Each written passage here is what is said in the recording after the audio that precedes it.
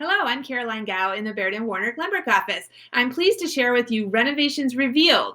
So in this episode, we are going to show you some before and after pictures of 3 different projects in 3 different houses. We have a new finished basement, there is a new kitchen project, as well as some accent walls and stellar fireplace renovations. So watch here.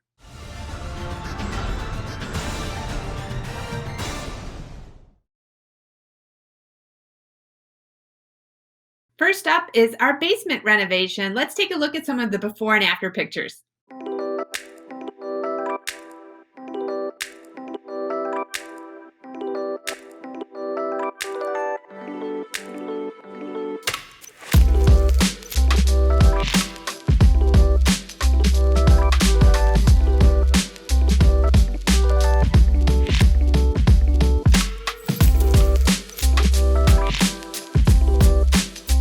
So they say that we gutted the ceiling, walls, floors, and stairs.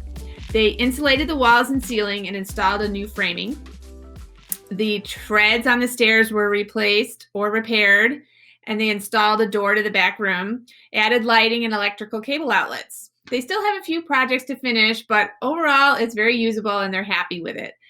When I asked them what the favorite part of the project was, Ryan liked the demo, and they enjoyed painting and floor installation. And as you can really see, the room transformation in this final product. So yay.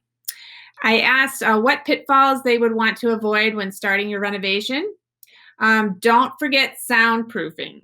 Our previous house was a split level where the family room was next to the utility room. When the furnace would turn on, you couldn't hear the TV. So this time we made sure to install soundproofing. Excellent tip. What was the process in choosing your design? They found a picture of black and white staircase, which drove the walls and flooring to be gray. And they opted to use natural wood furnishings to offset the black and gray tones. So I am impressed with the result, and I'm sure they'll get many happy years here. Next up, Julia is going to describe their new homeowner project of putting on a new accent wall, some kitchen updates, and the magnificent fireplace. What a transformation. Take a look. Hello, welcome to Renovations Revealed. This is Julia Velasco, our new homeowner, and when we bought this house, it needed quite a lot of finishings. And Julia, when we first walked in, you wanted to see a new accent wall, and I said, tell me about that. So how did you get to this point? So when you walk into the house, you see this wall, and I thought to myself, well, how am I going to make this something that kind of draws in the eye? I didn't want to put a table here. I didn't want to put any furniture here. Putting pictures up, okay, I wanted to do something a little bit more neutral. So I thought, okay, what can I do to kind of dress up this wall? I saw a few pictures on Pinterest, and I just love this style. I had the contractor put in these panels, and I didn't want it to be white. I didn't want there to be like a high contrast. I wanted it to be one solid color, and to draw your eye in because of the depth versus because it was multiple colors, white on a different color. So I just love it. I love coming in and this being kind of the first wall that I see.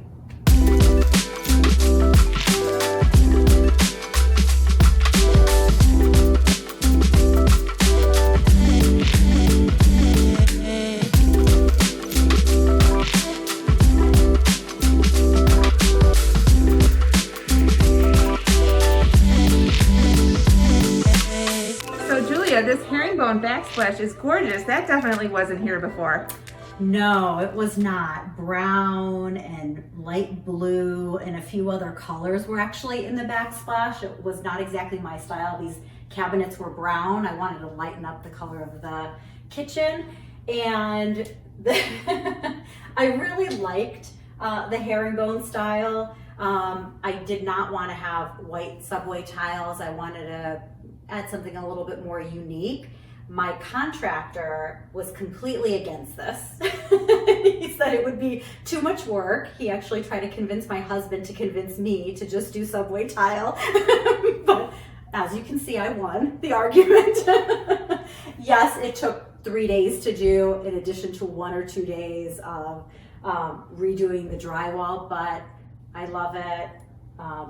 I feel like I'm hoping that this style will last a little bit longer than just the subway tile look.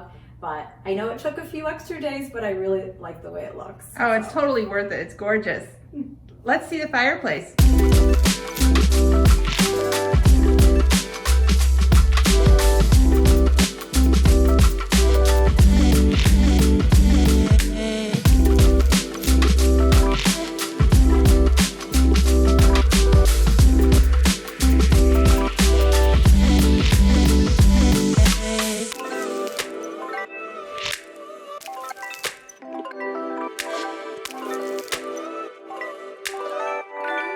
This fireplace is a great improvement from what we had here before. What's your favorite part of your renovation? It's definitely the fireplace. I love being in the family room, watching TV with the kids, with my husband, and I feel like this newly improved, upgraded fireplace, it just warms up the room. It just gives the room a totally different feeling, and it definitely attracts the eye. How did you come up with the design of the wainscoting on the bottom and then the ledge for? So I also saw this on Pinterest. I got the idea from Pinterest. So I was trying to find something that would work with the space that we have, something that was corner, like appropriate for a corner fireplace, and also something that had a bump out, because I didn't want them to have to drill and knock it all down. I wasn't sure what was behind the tile that was bumped out here. And when I found this picture, I said, this is perfect. This is exactly my style. That's exactly what I'm gonna move forward with. And this actually didn't take as long as you would expect. I think it took him maybe three, maybe 4 days max to do this fireplace.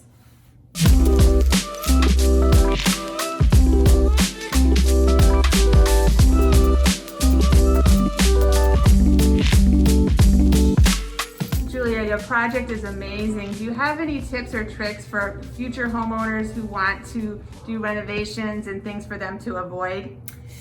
Yes. Make sure everything is written out in a contract. Make sure you do reference checks. Make sure that whoever you call has worked with that contractor and the contractor has actually completed the project. So I think doing references, calling at least 2 references, maybe seeing some pictures of their work from the past.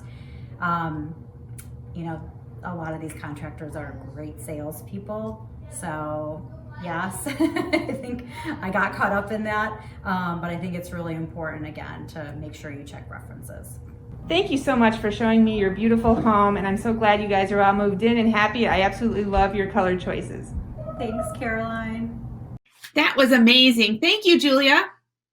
So moving on to our new kitchen layout. So what's interesting about this floor plan is the kitchen is in the center of the house and there isn't very much option to expand it.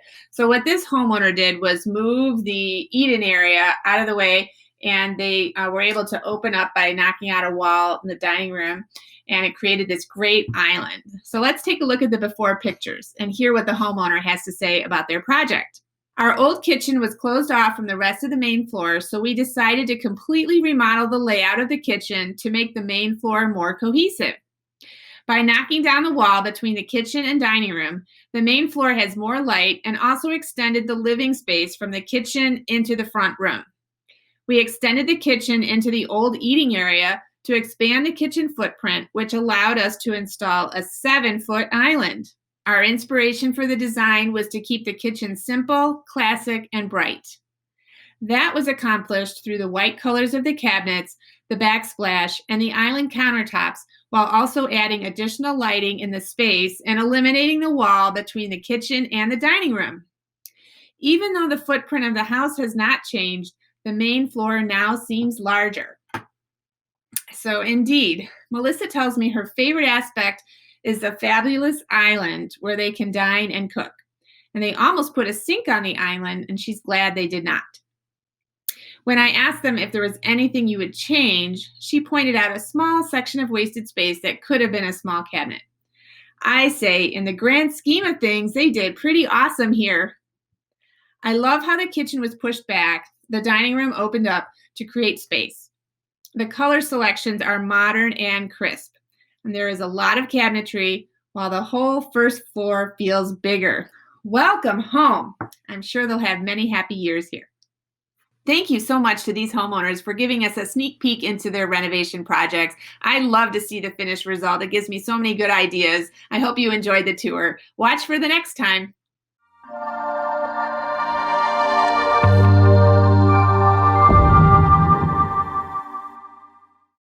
Have you had a new renovation done recently that you'd like to highlight on the next episode? I'd love to see your project.